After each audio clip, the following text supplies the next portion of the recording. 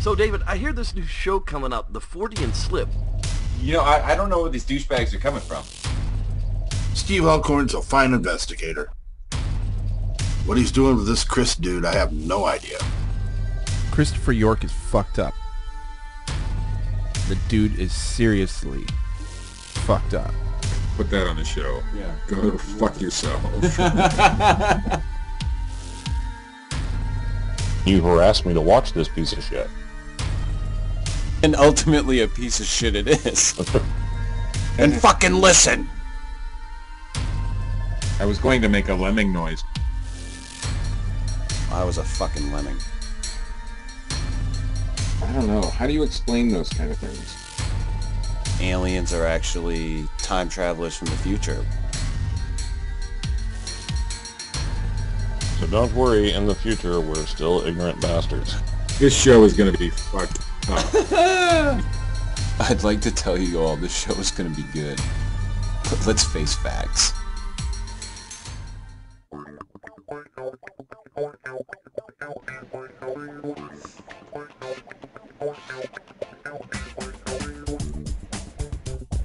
And welcome to the Fortean Slip. I am your jackass, unprofessional, amateur host. With me as always, a man with a computer that is on its last legs, Steve Alcorn. How you doing, Chris? Wonderful. So excited to be here tonight. You sound it. I know. This is episode 5, the Mothman Gives You Wings episode. We've done 5 of these already. We have, well, this is the 5th one. Oh, so we've done 4. Okay, go ahead. Go ahead. I can speak now? Yeah. Yes, it's your show. Oh, thank you. So, I heard we were supposed to have a special guest, Steve? Yeah, we were supposed to have a special guest, Mr. Phil Poling, but he backed out at the last minute. But, That son of a bitch. I know, Phil, I don't know what he was thinking, because, our show is, the best on the internet as far as I'm concerned anyhow. But, I was able to dig up a long-lost relative of, well, since we're talking about the Mothman, Indrid Cold. And tonight we have Indrid Cold's long-lost relative, Matt Knapp, with us. Welcome, Matt. Yeah, thanks. That's horse shit. I don't make shit up. You know, guys, I don't really want to be here right now. I've got better things to do, so can we just go on? Roll this thing along, is that what you're saying? Yeah. Okay. So what? You're saying you're not really a long-lost Well, I'm just relative? saying, I heard what you said. I was your second choice to Phil Poling, and that's bullshit. But Phil Poling rocks, man. Well, so do you. Phil Poling's an asshole. Hey, who else could we Phil get? Poling is an asshole. Who else could we get that wears a safari jacket? Huh? Huh? True. Huh? Yeah. True. Right. I think maybe Matt should reassess his opinion. J.C. Johnson? That's a good. That's a good point. Yeah, Jason That's a good Johnson. point. Okay. I have been corrected. So yes, Phil Poling's a dick this evening. Thank you, Phil, for canceling at the last minute. Actually, that's what you should call this episode, the Phil Poling's an asshole episode. Yeah, he's already had his fucking name in the beginning of one. I have to admit something to you guys. I didn't really have Phil booked. I lied. So Matt, you were my first choice. Oh, well. Glad to be here, fellas. Thanks for having me on. Phil's not really a dick. He's a great guy. Wow. I apologize, Chris. Way to smooth things over. We could have just gone with that bit. I like Phil. I don't want him to get pissed off at me. Yeah. He might do a breakdown of me or something, Sure. Anywho, it's the Mothman Gives You Wings episode where we wax fantastic on the legendary creature, the Mothman. One of my absolute favorite cryptid. Even more so than Bigfoot. So... Mothman's cool dude, man. He's a cool creature. I like it. And much easier to find than Bigfoot. I mean, all you got to do is turn on your porch light. Yeah, and it just circles around and...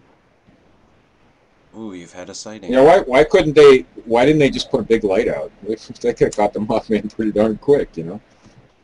Listen, this happened a long time ago. They didn't know. Yeah, but they had lights back then. I mean, it was in the 60s. They didn't know these things back then, in the 60s. That moths were attracted to They light. didn't know these things. Come They on didn't now. have that technology. The fuck were they supposed to do? Have rational So now, thought? If we ever go down there, what was it, Point Pleasant, New Jersey? If we ever go down there, we Point know how to Pleasant, catch the New Mothman. Jersey? It's West fucking Virginia. Virginia, that's what I meant. I did a lot of research on this. Obviously. Yeah. on Just on with the show. this Just mythical place in New Jersey. Yeah. The I don't know why Mothman I in said New New Jersey Jersey. is called the I'm Jersey getting- Devil, I believe. Yeah, I'm getting the Jersey Devil and the Mothman mixed up. That'll be That's a all I'm different doing. episode. Okay. So, But anyway, all we got to do is get a giant spotlight. We'll catch the Mothman. we'll get the We'll be rich and Mothman. famous. Case solved. Summon Batman all in one swoop. Really? I took some medication today, I have to warn you guys, and so I might be a little off. What type of medication? Oh, that's, I can't tell you. It's a psychiatric type of thing. So in preparation for this podcast, we watched the Mothman Prophecies, which, while it brings up a lot of the poignant points of things that happened, it happened back in the 60s, right, Steve? Yeah, I can't remember exactly when, but it was late 60s. So, but the Mothman Prophecies looks like it takes place in the 2000s at some point. The main character is John Keel, who is the gentleman that wrote the book. I believe it's of the same name, Mothman Prophecies. No, yeah, the character's name wasn't John Keel, it was John something else. But yeah, I think it's based on him. Yeah, pretty much. so... but the movie took a lot of liberties with the story. There's a lot of the truth that's in the movie. All in all, I think it's a good movie. It held my attention real well, and I've been able to rewatch it. It has good rewatchability. I agree with you there. I usually fall asleep when I'm watching movies, and that one kept my attention the whole time. So. Well, I liked the movie. I mean, I have to admit, I did not rewatch it and brush up on it, so I've seen it a few times, like whenever it came out. But I have to say, I thought Richard Gere did a horrible job of portraying Mothman. Yeah, I think so too. I didn't even see Wings. I didn't see him in character once. It's a fucking superhero movie with Richard Well, Gere. it is, right? Mothman? Like, I isn't think that you the watched point? the Like, Didn't he? Richard Gere- Didn't he die in the Watchmen comic book? I thought, like, John Keel was his alter ego, and Oh, that's not what the story was supposed to be? No. I think you watched the wrong Mothman. You movie. are mistaken, sir. He was also in that television series The Tick, wasn't he? Yes. Ooh, I love that show. Spoon! Really like that. Who didn't love The Tick? But as far, yes, I did. I didn't say you didn't. Don't doubt me. I'm not doubting you. Oh, okay. And I now must we have know why misunderstood. Steve's on that medication. Yeah, Steve is definitely on some fucking I have medication. I have no clue what I'm saying tonight. So, weird things can come out of Wow, my par for the course. Yeah. Yeah. Now you're on our level. Not like I know what I'm saying another time. Yeah, Anyway, any other time we're doing a fucking podcast. I pretend pretty good though. Yeah, you do. So yeah, So anyway, we watched this movie. A good movie, as far as I'm concerned. I really like the movie. I I'm not a huge fan of Richard Gere. However, I thought that his portrayal in the movie was fine. Kept my attention. Another movie with Will Patton.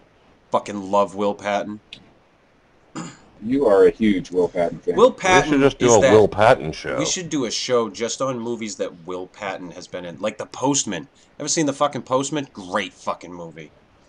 I was Oh, I've actually seen that I one. was a what was he a fucking he says he was a paper copier salesman before the fucking world went to shit, and then he starts a militia and kills people and takes over. Well, what else would you do? Yeah, You know? if you'd had a job like Delivers that. mail. No, that was Kevin Costner. Oh, We'll have to do a fucking show on The Postman. Postman's a great movie. That was one of my favorite movies of all time. I love that movie. But anyway, Will And Patton. it's one. Will Patton's in this fucking Mothman movie, and he in the movie he's the one that speaks to Indrid Cold before Indrid Cold speaks with John Keel. But the whole movie centers around this town, Point Pleasant, West Virginia.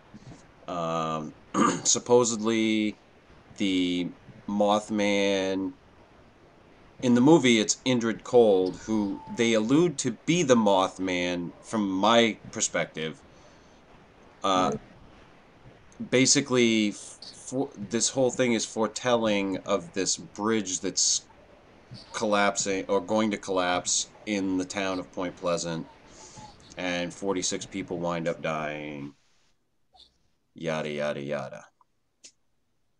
But Will Patton's character has all this interaction with Richard Gere's character, where they are trying to figure this out, and the movie just kept me pretty enthralled. But like I was saying, it doesn't follow the story as things happened, because the timeline is all wrong. The time's all wrong.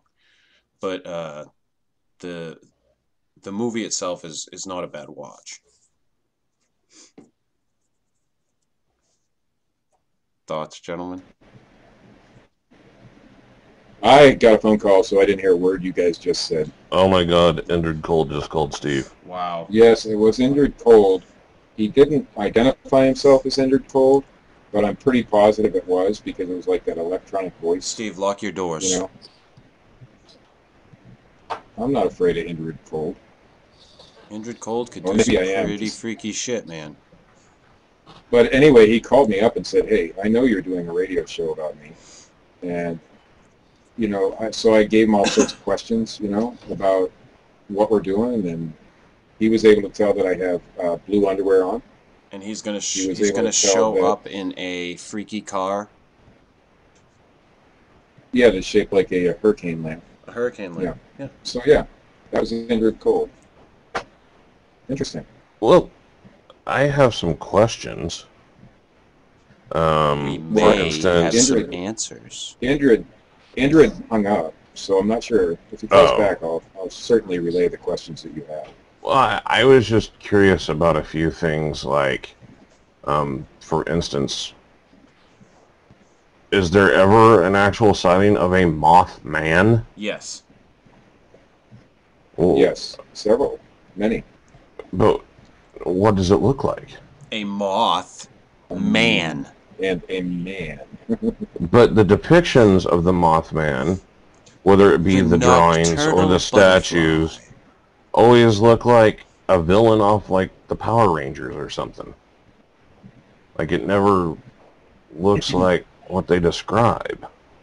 Well, a lot of the witnesses described it as a man that looked, like he had wings, so like a flying humanoid. But a lot of the drawings and depictions show it more like a moth with the eyes lower on the body, so there's no head or anything like that. So I don't know. And didn't But the statue that they have in Point Pleasant looks like like you're saying, Matt, a bad super. yeah, it looks like a bad supervillain, definitely. Yeah, like I had never got that. And why Point Pleasant? Because of the bridge. Yeah. Well, I get that, but there's been several other, no offense to anybody from Point Pleasant, but more important disasters that did a lot more damage than Point Pleasant's bridge. Well, there was several Mothman or apparent Mothman sightings in Chernobyl just before the meltdown. So it's not just Point Pleasant. Yeah. There are others. There have been other sightings. Supposedly after the bridge collapsed in Point Pleasant, there were no more sightings in Point Pleasant. Right. According to the legend of this creature, it shows up before disasters. Sometimes. Sometimes. Right. Not all the time, but sometimes. Picks and chooses the disasters that he'd like to show up for. That's right. And he has a telephone voice that resembles that of a modem. Well, I don't know. I haven't read the book, so I don't know how John Keel actually described the voice.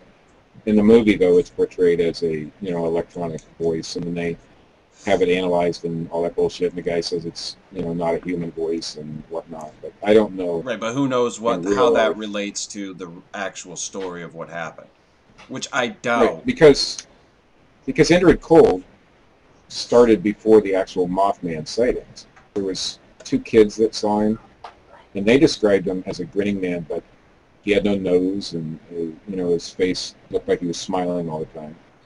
And he identified himself as, I think, just cold.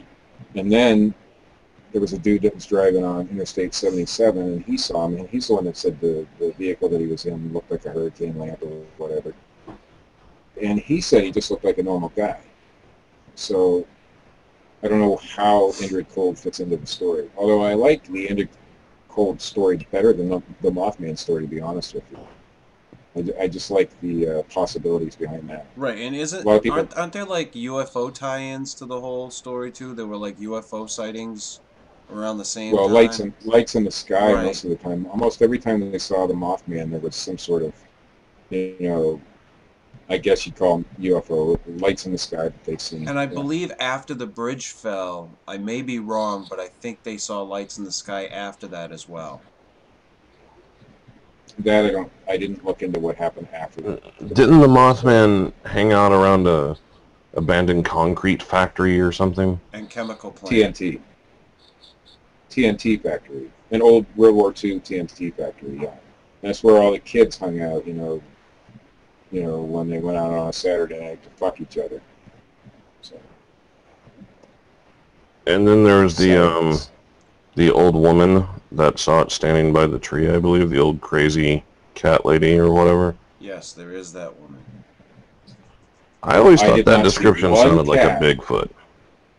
I never seen one cat in that movie, so how can you call her a crazy cat? Yeah, but we're talking about actual factual events here, Steve.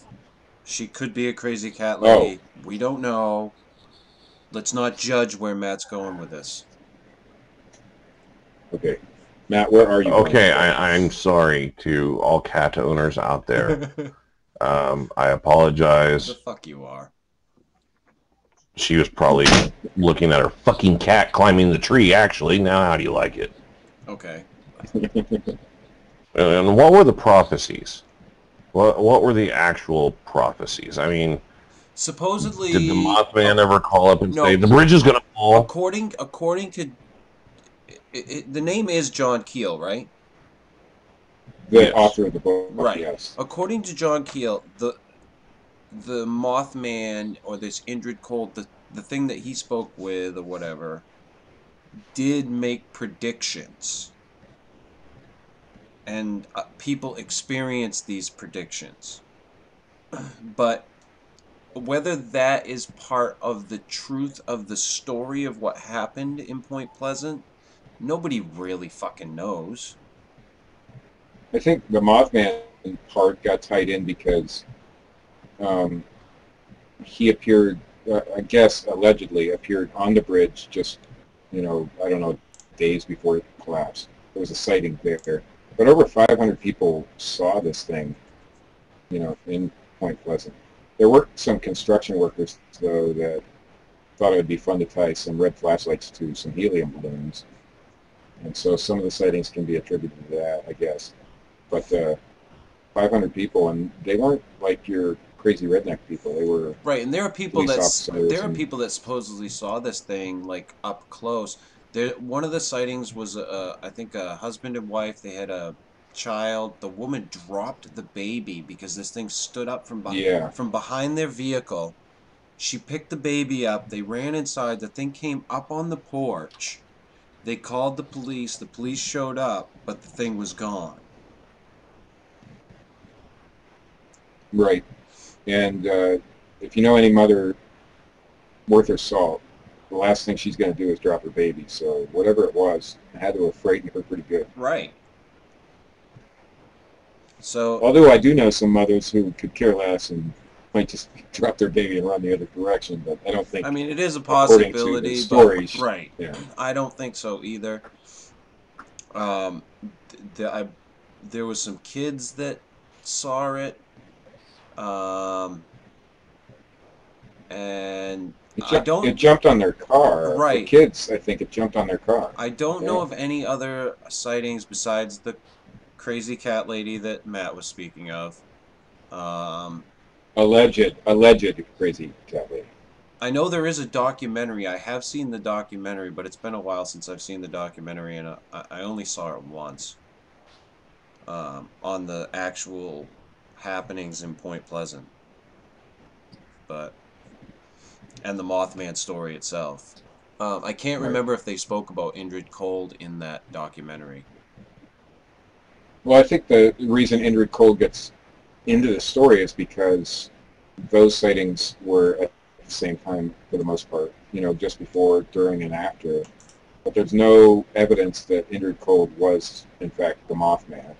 Right. And there's no evidence who Indrid Cold really is.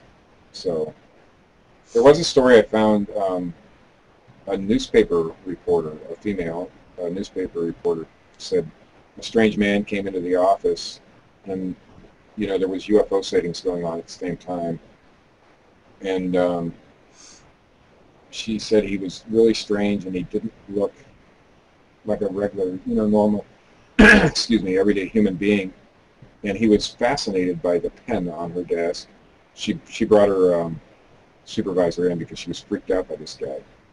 And he picked up the pen and ran out the door laughing, like he had never seen a pen before. And so some people associate that with Indrid Cold too. And there's photographs actually of a guy from the time period I did see. And he's got like a little fedora hat on and big heavy dark glasses. And a lot of people think that he's never been identified in the photographs. So a lot of people think that might be Indrid Cold. So Indrid Cold could have been a real person, and that actually fascinates me. Was he real? What was he doing there? Was he Men in Black? Was he what? So that part of the story really fascinates me, even more than the Mothman itself. Yeah, the whole thing's kind of a conglomeration of interesting facts and eyewitness reports, and you got the John Keel book and the movie, and it just all tied together. It's just a nice little yarn. Yeah, that's the thing that I find interesting about it, which I've heard other people discuss it, that these events that took place weren't necessarily all the act of one source, but it was like a bunch of weird things happening kind of all at once in this general area, and people found ways to tie them into one another. Right. I think the guy that saw Indrid Cold on the interstate, that wasn't in Point Pleasant. It was outside of Point Pleasant somewhere. Right, but it was around that area, and it happened right before all the other things started. Right, and the two boys that saw Indrid Cold were, I think, from Parkersburg, West Virginia, which I don't know how far that is, but it's probably in the same general area, So that's why all these things got tied in together. And there was a lot of UFO sightings. It was, the mid-'60s, and there was huge waves like 65, and especially in 66. It's just a bunch of coinky dinks all With together. UFOs. It could be, or they could all be tied together. We Right. don't know. We don't know. That's what's fascinating about this story. Ooh, what do you guys think about the Mothman curse? Do you think there's anything to that? The curse? Yes. I am unaware of a curse. Is this like the curse? Oh, really? Yes. What is the curse? Oh, well, the curse of the Mothman is a lot of people have died that were connected to the Mothman story. Other than the 46, obviously. Well, it was. There's been something like, well, let's see if I can find it real fast. 84 deaths. Wow. Lauren Coleman actually did the research on this. And I know he's published quite a bit about it. But, yeah, like all these deaths that seem kind of out of the ordinary, so to speak, and it's all people that were tied to the Mothman in some way. Yeah, but you have those same theories, you know, like the Egyptologists when they find King Tut's tomb. Right. And those things can be explained pretty easily. So I'm assuming that in this case too, but I don't know. I haven't looked into the first part of it. But Ivan T. Sanderson, the famous cryptozoologist, is actually one of the people on the list. He was apparently a consultant for the natural history behind the reports of Mothman, and corresponded with John Keel quite a bit about the Mothman investigation. what was Ivan T. Sanderson's cause of death? I mean, was it? Rapidly spreading cancer. Yeah. Not that out of the ordinary, but tied to the Mothman nonetheless. Right. Well, a lot of those are probably natural, you know, causes. Right. It is a possibility. I mean, that sounds like a pretty big number. I know it's, what, 50 years or so since People the do get old. stuff. But yeah. So a lot of the witnesses, like the married couple, I don't know if they're still alive, but they were probably, you know, they'd be pretty old by now. And even the teens, my mom would have been about that age at that time, and she's in her 60s now. So, yeah, people get old. Yeah. So it depends on the time frame. Here, If they let all me died read in a this. short period of time, then yeah, there's something to it. Mary Hyre, Hyre, Okay. Higher, I think, you know. the date or Mothman math game played a role in the next death. This is after the 46 had died or whatever. The first sighting, acknowledged by the media and first filed by reporter Mary Hyre, occurred when the Scarberries and the Mallets saw Mothman on November 15th, 1966, in the TNT area of Point Pleasant, West Virginia. Then exactly 13 months later, the Silver Bridge collapsed on December 15th, 1967. 26 months later exactly, which is 13 times 2, Mary Hyre died on February 15, 1970, at the age of 54, after a 4-week illness. Hyre was the Point Pleasant correspondent for the Athens, Ohio newspaper The Messenger, and during the 1960s investigations became a close friend of John Keel. Her husband Scotty had died on December 1st, 1968. And so you just got things like that, where people who came in touch with Keel or the Mothman or whatever kicked the bucket. So is John Keel still alive, right? I believe so. Yeah. So I don't know. The theory is weird, to say the least. I mean, there's 84. That's a lot. It just, I would say it depends on the time frame. You know, did these people all die in a short period of time? I see you did the math there, and at 13, you know, all that stuff. But yeah, I guess there could be something like that. The world may never know. The world will never know. That's the fun part. And on that note, Steve, don't you have some news for us today? I always have news.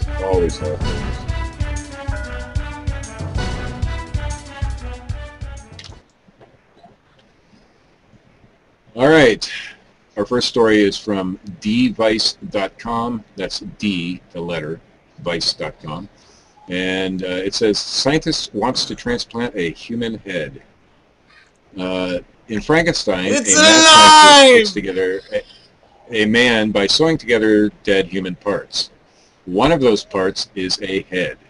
It seems like a far-fetched notion, but Italian neuroscientist Dr. Sergio Canavero of the Turin Advanced Neuromodulation Group believes that with new strides in technology, a human head could be transplanted from one body to another in the very near future. It's Frankenstein.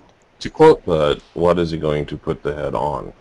Abby normal. to quote young Frankenstein, we are entering the realm of genius or madness. Head transplants are hardly a new concept, but the idea of it actually being Yes, possible master. has been up for debate. The main problem with the concept is that it would be very difficult to connect a head to a different body's spinal cord. However, Canavero believes that with the recent creation of something called fusogens, the process is now possible. Fusogens, We used to give head Wait, never mind. Fusogens, which are plastic membranes, were created to repair severed nerves. They allow nerve impulses to be transmitted to the donor's nervous system. Who's the It sounds donor? Like, I'll give up my head.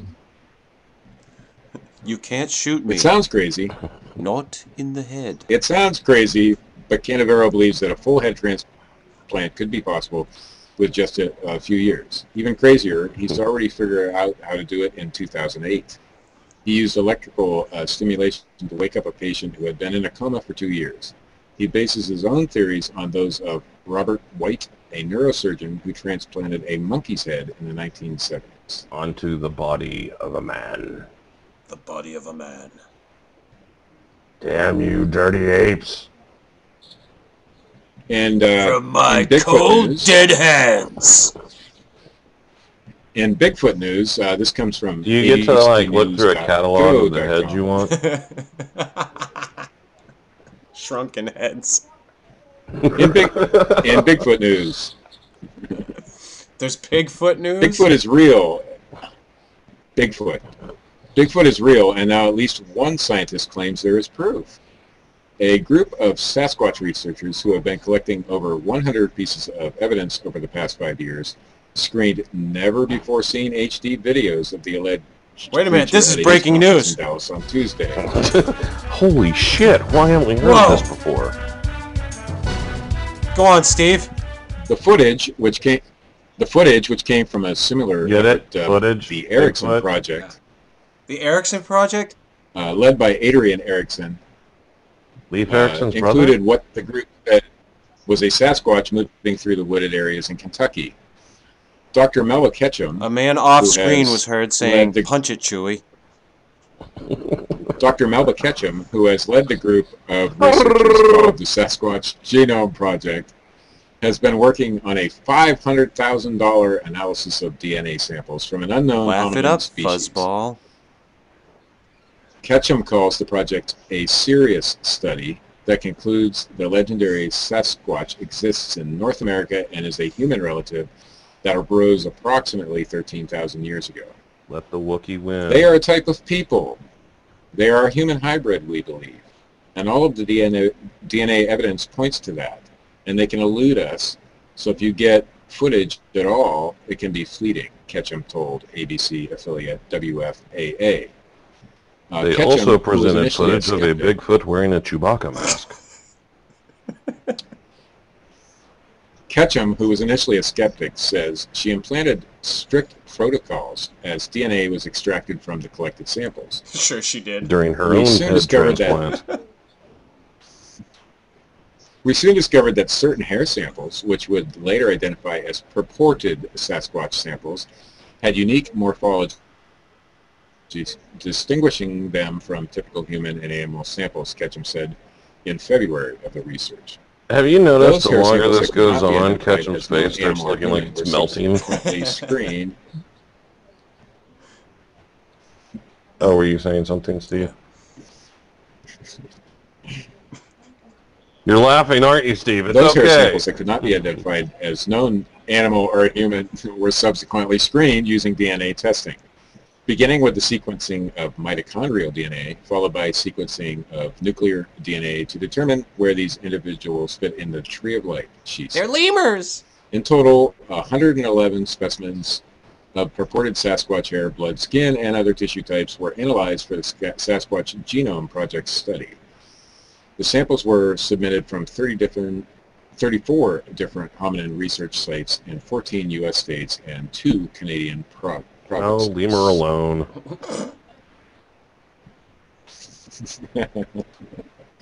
Okay, you got me there. Okay, and from the HuffingtonPost.com, we have UFOs. UFOs hovering over a smoking ship. Right now? And then they vanish. That's I'm not sure if typically it's what right. UFOs A number do. of unusual glowing lights recently appeared in the sky near a smoking ship, reportedly somewhere off the California coast. Someone was also... Flares, it was dazzling sinking. way. Someone was reported saying, "Stop that smoking ship." They moved in that dazzling way that gets UFO enthusiasts excited, lighting up the sky. Then one by one, the lights disappear in different directions away from the ship. And the boat vanished? According to the YouTube poster of the video, Look No TV, these unidentified objects were recorded in California from the viewpoint of the beach. You can see a few UFOs flying over or behind the ship, which appears to have a large amount of smoke coming from it.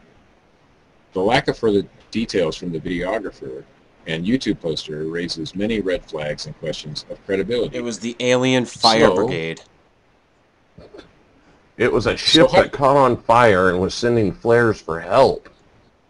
So Huffington Post showed the video to one of their resident UFO image and video analysis, Mark D'Antonino, owner of FX Models, a company that creates special miniature prototypes for government and military projects. That's their UFO Do expert? they make flares? That's their UFO. Remarkably, this does look like something I have seen, Flares? D'Antonino told Huffington Post. A ship on fire? To me, it looks like these are jets with afterburners on, heading away from the camera. I love that video game. D'Antonino refers to the new radar-evading military fighter jet, the F-35, with the capability of hovering like a helicopter. The F-35 is currently undergoing successful tests. This could be one of the F-35 Joint Strike Fighter wings doing their training over the ocean where the afterburner is allowed, D'Antonino suggested. And that's the news, fellas. That is And the news. just because Chris said so. I did? I said so first. Bigfootcrossroads.blogspot.com. You want to say it again? Shameless plug. Say what again? Bigfootcrossroads.blogspot.com. Bigfoot Crossroads. Well, I could say bigfootcrossroads.blogspot.com. You could. I mean, if you By don't the way, mind. Yeah. Your last blog post was awesome, Matt. That was a great one. Thank you, Steve. Yours Yes, as I well. read every word of it. Oh, yeah. Twice. Wait a minute. Before I forget. I haven't had a blog post. Shut up. Special shout out to Dread Fun for the artwork that he's done for us. Absolutely. For the channel. He's got some Fucking amazing. more work coming our way. We are gearing up for Halloween, and next week we're going to do something on ghosts. And we'll be giving away candy. Yeah, to the person with the best costume. Matilda. Interesting. Yeah, I want to say hi to Sally Petrie out there. I know she's listening, and hope she continues to feel better. Yes, feel better, Sally. Feel much better.